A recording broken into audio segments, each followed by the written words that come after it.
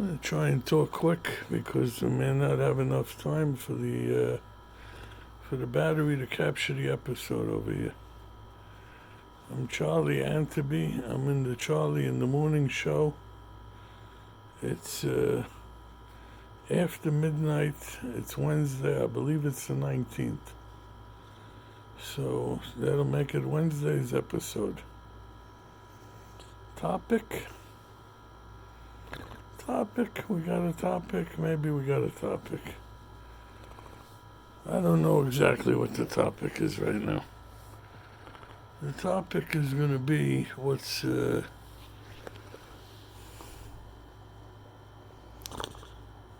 happens if you have it all to do again? What happens if you have the benefit of hindsight, foresight, whichever side they call it? Okay? And if you could send yourself a letter at 62 years old to the guy who was 14 years old, and believe it when you receive it, and follow the advice in it. And what would you put in there? And how would life go differently?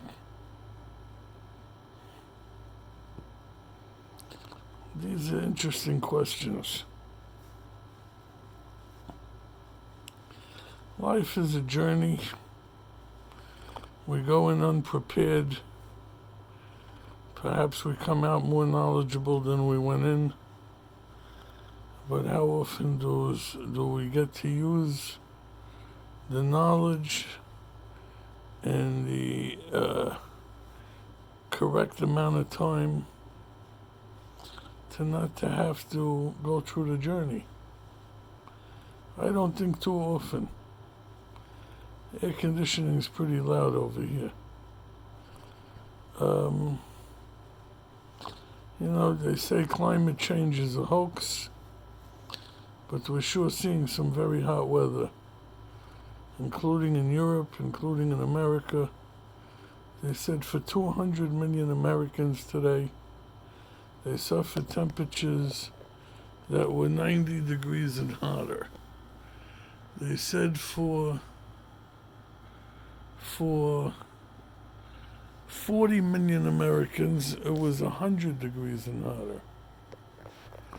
Now, maybe climate change is a hoax. Maybe I'm the moron over here.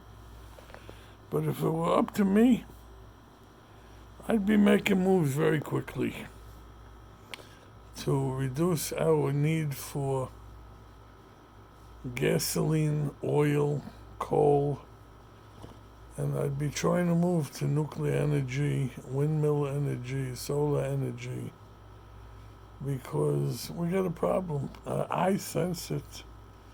I live on the ocean. I've seen the line move. The water is encroaching. How much longer before I walk out of my house and I'm going to need galoshes? Because I'm going to be walking in water. They're trying now to build houses on stilts. I don't understand how that helps. What do you do? What do you do? What do you do? You go down in a raft to get in your car, which is parked down the block. What do you do? So, I'm not being political. I'm just saying that let me put it to you this way. I was a salesman in 1978, 79, 1980, 81, 82. As so many in the community were, we used to go down to the Texas border. Brownsville, McAllen, Laredo, El Paso, Eagle Pass, Nogales, Arizona, a lot of places in between. Sometimes we'd head up north a little bit to San Antonio, to Austin, to Houston. And there was a lot of business to be done in those days in Texas. And of course, it was all Mexico related. There was no NAFTA. There was a tremendous demand in Mexico for merchandise that they weren't getting. And we were all showing up at the border selling it to these stores, vendors. It was like small town vendors, except instead of buying 3 pieces and 6 pieces, they were buying 144 and 288. There was no explaining it. And did you think it's going to last forever, not last forever? I don't know what we thought. The orders were tremendous. Tremendous. I had one guy who was buying a clock radio from me, $18. That was like my high list list price, sheet price, taking $2,000 a month. In 1978, 79, you could come buy houses, on the block of Deal Synagogue, between the tracks, and you could buy those houses for $36,000. The guy was taking 2,000 clock radios at a clip. He had his own DC-3s. He was flying them into Mexico at night with the lights off, flying low to be out of the radar. And his pilots would come back, and the planes were leaving his warehouse. It was a very, very strange time. But one thing you realized right away is that Mexico was an extremely corrupt country, which we still see today the signs of. It's overridden by gangs. It's in anarchy. People are not safe. Yes, they wake up every day, they live their day, they hope they didn't get kidnapped that day. But it's a corrupt place, and it got worse, and it got terrible, and lots of pieces of Mexico are no longer fit for honest, decent, law-abiding people. And I hate to think that this country is going down that road. You're talking about 45 years ago, and I was flabbergasted. And we used to go drive over the border to get dinner because dinner was free. How much was dinner? 300 peso? 300 peso was like freaking 10 cents. I don't know. It was 2,000 pesos, so it was 70 cents for dinner in a restaurant. A beer was like a nickel for a Dos Equis beer.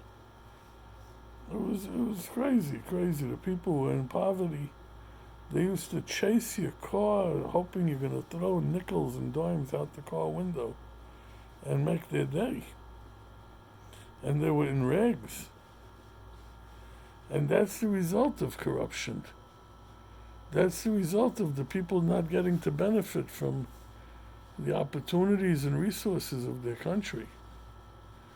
And today, who's running this country? Who's making the decisions? Corporations, lobbyists. I'm not picking one political side or the other.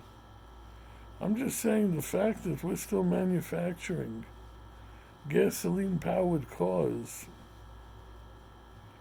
that should have stopped many years ago. And when we tried to put in regulations that would make a car go further on a tank of gas, on a gallon of gas, those were rescinded. Okay, the Justice Department fought the state of California because they didn't like what they were doing. So, we're getting down to 10 minutes. I'm going to call it a show. I'm just going to say that corruption's not good. Corrupt politicians are not good.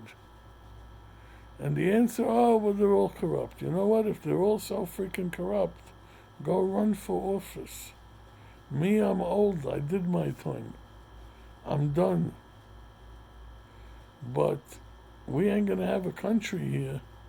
And it's going to be one of those things you don't realize what you lost till it's gone. I'm Charlie Anteby. This is the Charlie in the Morning Show. We're supported by viewers like you. We're still getting the show together.